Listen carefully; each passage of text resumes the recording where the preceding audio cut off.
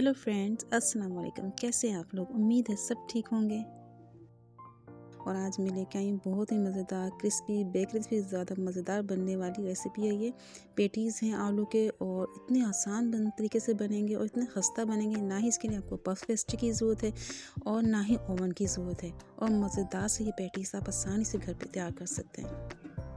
मुझे यकीन है आपको ये रेसिपी बहुत पसंद आएगी और अगर आपको अच्छी लगे तो इसको लाइक कर दीजिएगा और चलें इसे जल्दी से बनाना शुरू करते हैं। तो सबसे पहले इसकी डो की तैयारी कर लेते हैं जो कि हमें इस पेटीज़ को बनाने के लिए चाहिए होगी। तो इसके लिए तो सबसे पहले मैंने एक बॉल लिया है और इसमें लिया है मैंने 2 कप मैदा और इसको अच्छी तरह से छान के लिया है। 1 टीस्पून इसमें नमक डाल दूँगी, 4 टेबलस्पून इसमें घी डालेंगे जमा हुआ। इसमें तेल नहीं घी डालिएगा, घी से बहुत खस्ता और जो है ये क्रिस्पी बनेंगे। तो आपने इतना घी डालना है इसका कि अंदाज़ा इस तरह से होगा कि इसकी मुट्ठी बननी चाहिए। जब हम इसको इकट्ठा करें ना तो इस तरह से हाथ में ये इसकी मुट्ठी बने। तो इसको गूँदना नहीं है ज़्यादा, बस इसको मैं इकट्ठा कर रही हूँ। ये इकट्ठा हो जाएगा तो फिर इसको 2-3 मिनट इतना बस गूँदना है कि ये मुलायम हो जाए। तो 2-3 मिनट मैंने इसको गूँदा है, बस ज़्यादा नहीं गूँदना। और फिर इसको कवर करके ढक के आधे घंटे के लिए इसको रेस्ट पे रख देंगे। और ऊपर से आप इसको ऑयल लगा दें, घी लगा दें ताकि ये ड्राई ना हो। अब इसकी स्टफ़िंग की तैयारी कर लेते हैं। इसके लिए मैंने 3 आलू लिए हैं बॉयल, उनको अच्छी तरह से हाथ की मदद से मैश कर लेंगे। बहुत ज़्यादा नहीं आपने इसको मैश करना। और कढ़ाई में थोड़ा सा 2 टेबलस्पून ऑयल लेके मैंने इसमें 1 टीस्पून ज़ीरा, थोड़ा सा अदरक और 2 से 3 हरी मिर्चें ली हैं तेज़ वाली और इसको फ्राई करेंगे। थोड़ी देर इसको भूनेंगे, अच्छी सी कच्चापन ख़त्म हो जाएगा अदरक का। तो इसके अंदर मैं ऐड कर दूँगी ये जो मैंने मैश किए थे आलू, ये इसमें डाल देंगे। तो जितना भी इसका फ्लेवर है ना इसके अंदर आलू में आ जाएगा। इसको थोड़ी देर भूनते हैं। अब इसमें मैं स्पाइसेस ऐड करूँगी। 2 टेबलस्पून भर के लूँगी मैं इसमें कुटी हुई लाल मिर्च ऐड की है, हल्दी लिए थोड़ी सी, हस्बे जायका इसमें नमक डाल देंगे, चाट मसाला डालूँगी इसमें 1 टेबलस्पून, थोड़ा सा इसमें गर्म मसाला भी डाल देंगे। तो बहुत चटपटा और मज़े वाली ये स्टफ़िंग तैयार होने वाली है हमारी। तो ये ज़रा चटपटे हो और स्पाइसी हो तो फिर मज़े के भी लगते हैं खाने में। आखिर मैंने इसमें धनिया ऐड कर दिया है, अच्छी सी इसकी खुशबू आएगी।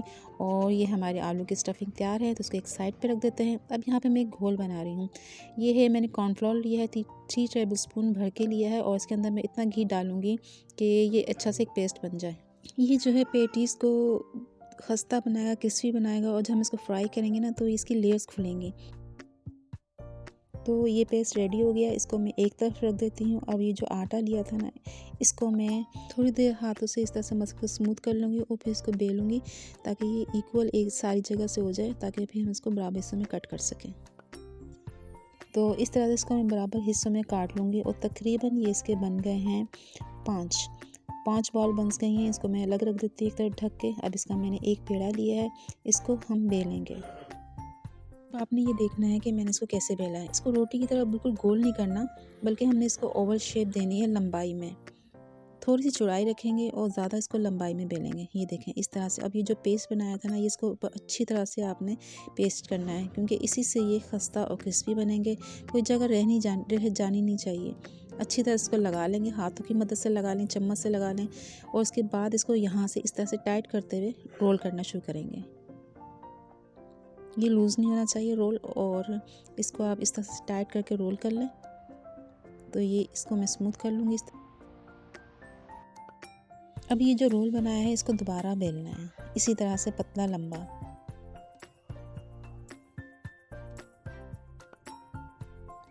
क्योंकि ये पतला था इसलिए थोड़ा सा इसको चौड़ा करने के लिए चौड़ाई में भी मैंने बेल लिया है और उसको लंबाई में हमने बेलना है जैसे कि ये मैं आपको दिखा रही हूँ। ये जो लंबा हो गया थोड़ा सा इतना बेलना है आपने इसको। अब इसके ऊपर भी दोबारा यही पेस्ट लगाएंगे। अच्छी तरह से इसके लगाना है ताकि कोई जगह इसकी खाली ना रह जाए क्योंकि हमारी जो लेयर्स बनती हैं ना इसकी मदद से बनती हैं, खुलती हैं। तो कोई चीज़ जगह जो है इसमें ड्राई नहीं रह जानी चाहिए। और फिर इसको दोबारा इसी तरह से रोल करेंगे टाइट करते हुए। अच्छी तरह इसको रोल कर लेना है दबाते हुए। तो ये देखें इस तरह से हमारा ये एक रोल तैयार हो गया है। ये अब कंप्लीट हो गया है। इसी तरह मैं सारे पेड़ों के साथ इसी तरह से ये रोल बना लूँगी। हाथों से दबा के इस तरह इसको तकरीबन 4 तरफ से मैंने बराबर कर लिया है। अब ये देखें ये इस तरह से मैंने सारे रोल तैयार कर लिए हैं। ये तकरीबन 5 हैं और इनको जब मैं बीच में से सेंटर से काट दूँगी, कितनी अच्छी लेयर्स नज़र आ रही हैं इसमें आप देखें। अब इसको मैं सेंटर से इक्वली 2 हिस्से कर दूँगी। आराम आराम से आपने नाइफ़ की मदद से काटना है ताकि इसकी लेयर्स ख़राब नहीं हो। तो ये देखें कितनी इसमें लेयर्स नज़र आ रही हैं। इसी तरह ये मैं सारे रोल काट लूँगी और उसके 2 हिस्से कर लूँगी। ये सब मैंने काट लिए हैं और तकरीबन ये 10 अदद हमारे तैयार हो जाएंगे। अब इस तरह से आप इसको हाथों से प्रेस करें तो ये देखें इस तरह से एक पेड़े की शक्ल बन जाएगी। बहुत ही सिंपल से आराम से आप दबाएंगे इसको तो इस तरह से ये पेड़े बन जाएंगे। अब इन सबको मैं ढक के रख देती हूँ और इसमें से एक पेड़ा मैं ले लूँगी। तो ये मैंने एक पेड़ा लिया है इसको, और इसको ये बहुत ही सॉफ्ट है, आप हाथों से भी कर सकते हैं, लेकिन अगर चिपक रहा है आप ड्राई आटा भी इस्तेमाल कर सकते हैं और उसको बेलन की मदद से बेल लें। ज़्यादा बड़ा नहीं इसको करना है, छोटा सा बेलना है इसको, क्योंकि हमें इसकी पेटी बनानी है। और ना ही ये बहुत ज़्यादा पतला हो और ना ही बहुत ज़्यादा ये थिक हो। और जब इस तरह से छोटी रोटी हमने बेल ली तो इसको साइडों से थोड़ा थोड़ा काट लेंगे ताकि इसको एक चौकोर सी शेप दे सकें। ये एक चौकोर हमारा तो ये तैयार हो गया। तो अब इसके अंदर अपनी स्टफिंग डालेंगे जो आलू की बनाई थी। ठंडी होनी चाहिए, गर्म नहीं हो। तो जितनी इसमें गुंजाइश हो इतनी इसके अंदर हमने इसको भरना है। बहुत ज़्यादा भी नहीं करना कि बंद करना मुश्किल हो जाए। और साइड में थोड़ा सा पानी लगा के इसको इस तरह से आप बंद कर लें अच्छी तरह से। इस बात का ध्यान रखें कि इसका यकीन कर लें कि ये चारों तरफ से अच्छी तरह से बंद हो गया है। तो फ्राई करते हुए खुल गया तो इसके अंदर ऑयल चला जाएगा। तो अच्छी तरह से इसको आपने उंगली की मदद से प्रेस करके इस तरह से इसको सील कर लेना है। इसी तरह से ही मैं सारे पैटीज तैयार कर लूँगी।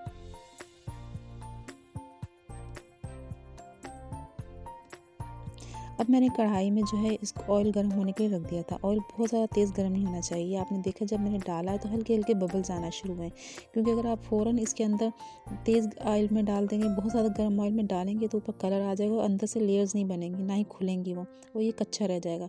इसलिए हमने जो है कम फ्लेम पर, यानी कि जिसमें ये हल्का स्लो पकता रहे, इसको फ्राई करना है। और गोल्डन कलर होने तक आपने इसको फ्राई करना है। जैसे जैसे ये फ्राई हो रहा है ये देखिए आप इसकी लेयर्स खुल रही हैं, कितनी ज़बरदस्त क्रिस्पी आपको नज़र आ रही होगी। ये देखिए मैं दिखाती हूँ आपको, इतनी क्रिस्पी हैं ये, इतने खस्ता बने हैं और बाज़ार से भी अच्छी देखें इसमें लेयर्स नज़र आ रही हैं। तो ये इतनी ईजी है, इतनी सिंपल है बनाना। एक बार तो ज़रूर ट्राई करना बनता है। आप इसको बनाइएगा, आपको बहुत पसंद आएंगे ये, और आप इसको बार बार बनाएंगे। तो अगर आपको ये रेसिपी अच्छी लगे तो उसको लाइक कर दीजिएगा और फिर कमेंट करके भी मुझे बताइएगा। फिर मिलेंगे इंशाल्लाह किसी अच्छी रेसिपी के साथ। तब तक के लिए अल्लाह हाफ़िज़।